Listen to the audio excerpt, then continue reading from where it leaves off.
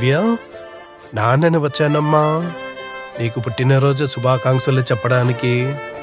Happy birthday నవ్య. ఎలా ఉన్నావు తల్లి? సంతోషంగా ఆరోగ్యంగా ఉండాలి తల్లి. కుమారి, నువ్వెలా ఉన్నావు?